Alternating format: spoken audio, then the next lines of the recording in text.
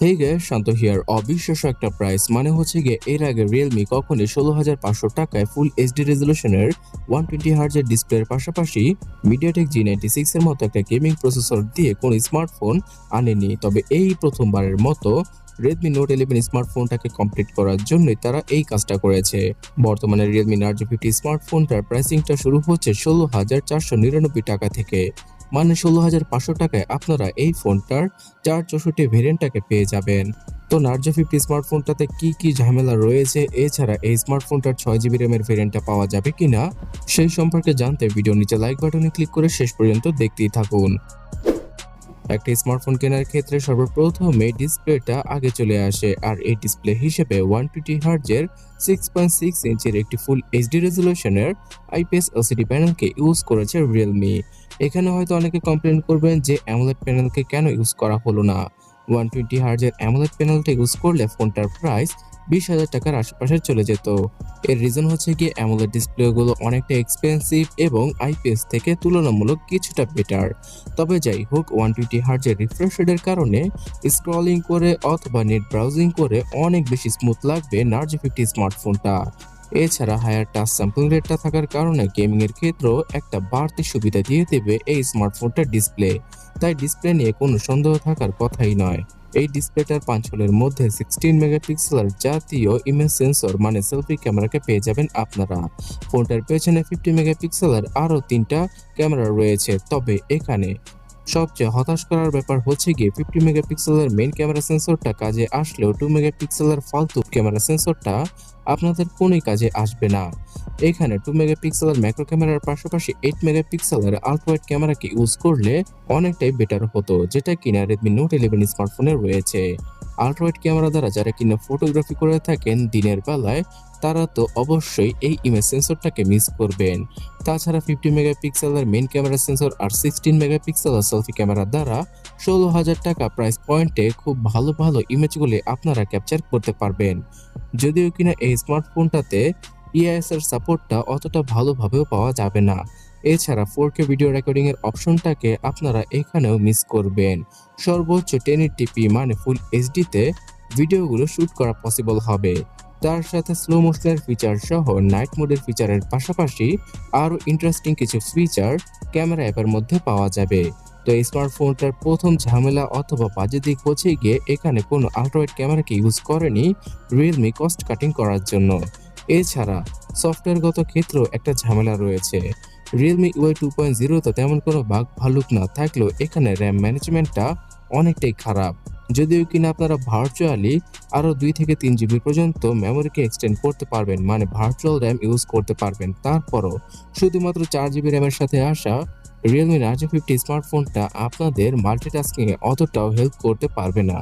এখানে যদি Realme UI এর একটা লাইটার ভার্সনকে ইউজ করা হতো তাহলে পুরো ইউআইটার মজাটা চলে যেত। এই কারণেই ফুল রিয়েলমি ইউআইকে ইউজ করা হয়েছে নার্জো 50 স্মার্টফোনে।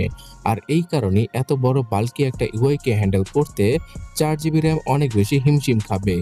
আরও সিম্পলভাবে বলতে গেলে ব্যাকগ্রাউন্ডে একটা গেম রেখে ইউটিউব, ফেসবুক অথবা হোয়াটসঅ্যাপ যে কোনো একটা অ্যাপ ইউজ করা অনেক বেশি কষ্টসাধ্যকর ব্যাপার হয়ে যাবে।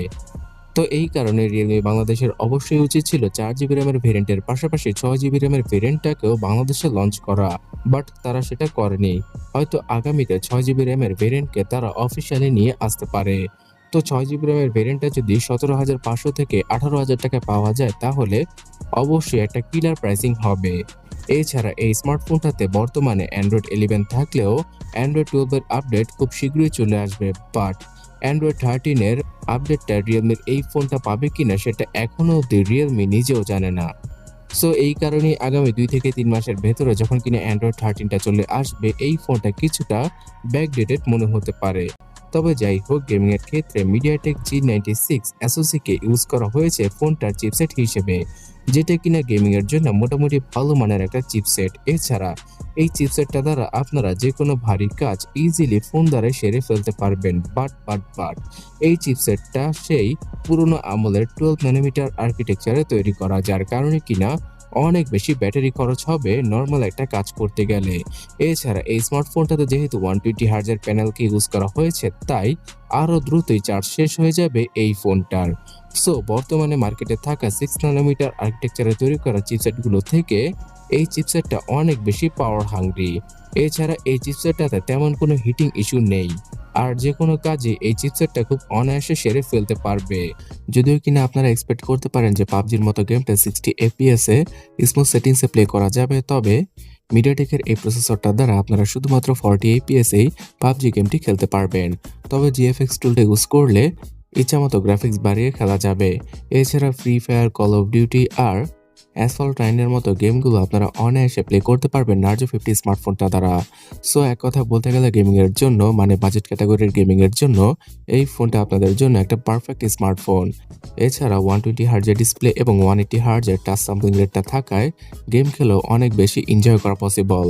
এবং রিয়েল লাইফে ইউজ করার ক্ষেত্রে কিছুটা কম পাওয়ার এফিসিয়েন্সি থাকলেও এই স্মার্টফোনটার চিপসেটটা আপনাদের খুব ভালো একটা সার্ভিস দিয়ে দেবে।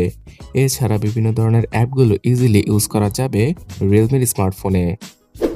তবে এই চিপসেটটার আরও একটা দুর্বল দিক হচ্ছে গিয়ে ভিডিও করার ক্ষেত্রে 4K ভিডিও রেকর্ডিং এর অপশনটাকে পাওয়া যায় না মিডিয়াটেক G96 চিপসেট যুক্ত যে কোনো স্মার্টফোনে। সিকিউরিটি সেকশনে এলসিডি প্যানেলে ডিসপ্লে ইউজ করার কারণে সাইড মাউন্টেড ফিঙ্গারপ্রিন্ট স্ক্যানারের পাশাপাশি সফটওয়্যার বেস ফেস আনলক থাকছে রিয়েলমির এই ফোনটাতে। পাওয়া যাবে জাইরোর অরিজিনাল সেন্সরটা। এছাড়া লাইট, প্রক্সিমিটি আর কম্পাসের মতো সেন্সরও থাকছে এই ফোনটার ভেতরে। তাছাড়া ব্যাটারি সম্পর্কে বলতে গেলে সেই আগের মতো 5000 mAh এর ব্যাটারি এবং 33 ওয়াটের চার্জিং স্পিডকে ইউজ করা হয়েছে ফোনটাতে, যার মাধ্যমে কিনা প্রায় 1 ঘন্টার মধ্যে ফোনটাকে ফুলি চার্জ করা পসিবল এবং একদিনের মতো ব্যাটারি ব্যাকআপ পাওয়া যাবে নর্মাল ইউসেজে। তবে হেভিলি ইউজ করলে, মানে টানা গেম খেললে 4.5 থেকে 5 ঘন্টার মতো এসওটি টেনে টুনে পাওয়া পসিবল। তবে এখানে ডুয়াল স্টোরেজ স্পিকারকে মিস করবেন আপনারা, যেটা কিনা রিয়েলমির অবশ্যই উচিত ছিল এই ফোনটাতে ইউজ করার। সো বন্ধুরা, এট দ্য এন্ড ব্লু এবং ব্ল্যাক কালারের সাথে বাংলাদেশের মার্কেটে নার্জো 50 স্মার্টফোনটাকে নিয়ে এসেছে রিয়েলমি।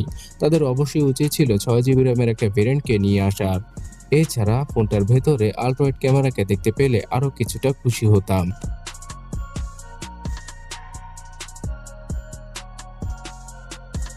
তবে সব দিক বিবেচনা করে নোট 11 স্মার্টফোনটার একটা অল্টারনেটিভ ভার্সন হিসেবে নার্জো 50 স্মার্টফোনটাকে মার্কেটে এনেছে রিয়েলমি। আর তারা কিন্তু ইনডাইরেক্টলি রেডমি নোট 11 স্মার্টফোনকে বদনামও করেছে, যাতে করে তাদের ফোনটা আরও বেশি গুরুত্ব পায়।